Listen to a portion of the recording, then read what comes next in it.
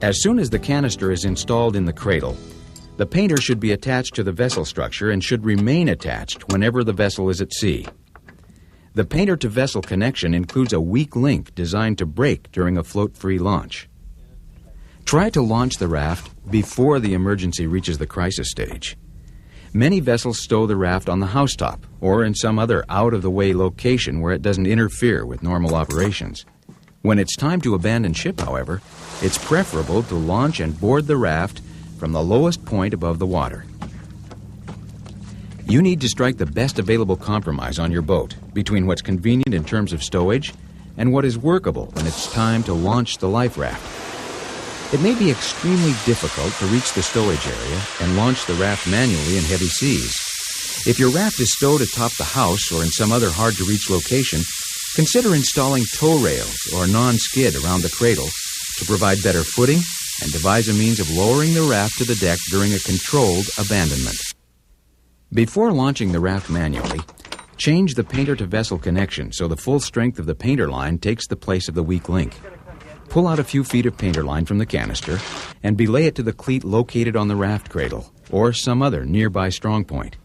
In most cases, the raft should be launched over the lee side or the wind will pin it to the vessel and create the potential of damage to the fabric.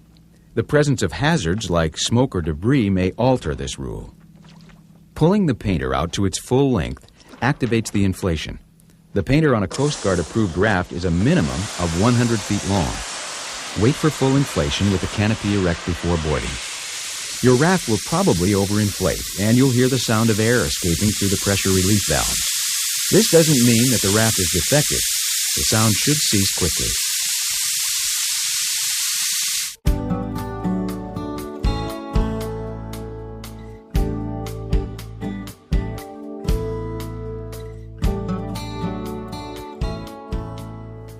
If you can, board the raft directly without getting wet.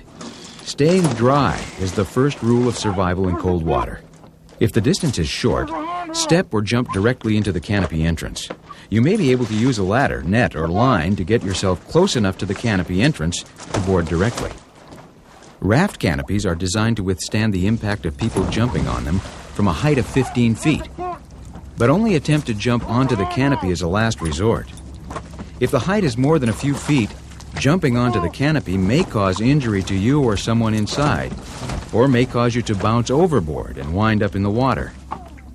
If you must enter the water, do so as close as possible to the raft and try to hold on to the painter. Without the painter to hold on to, you could be swept beyond the raft. Above all, think before you jump.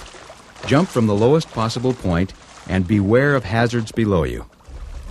If the raft is inverted, right it by means of the righting strap on the bottom. Right it from the side with the CO2 cylinder where it says, "Right here." If you right it from the opposite side, the heavy cylinder may knock you out when the raft turns over. As you right the raft, it may land on top of you. Don't panic. You can push an air pocket into the soft bottom of the raft if you get your nose close enough to the fabric. Lie on your back and work your way out hand over hand. If the raft capsizes while you're aboard, stay calm. You can right it from the inside if all the occupants move as a unit. Boarding the raft from the water can be difficult. You may have to bob down and use the buoyancy of your immersion suit or life jacket to enable you to grab the lifelines inside and pull yourself in. Rafts have inflatable boarding ramps or webbed boarding ladders to help you. Once you're inside, help others get aboard. Use the heaving line stowed near the canopy entrance to help your crewmates reach the raft. You can slip the heaving ring around your arm to create a lifeline if you have to swim to help another crewman. Don't cut the painter if you don't have to. Your vessel may not sink and you may be able to reboard. If it capsizes without jeopardizing the raft and remains afloat, it will provide a sea anchor that keeps you close to your last reported position and makes it a better search target than the raft. If it sinks in shallow water, you may be able to use it as an anchor that keeps you at your last reported position.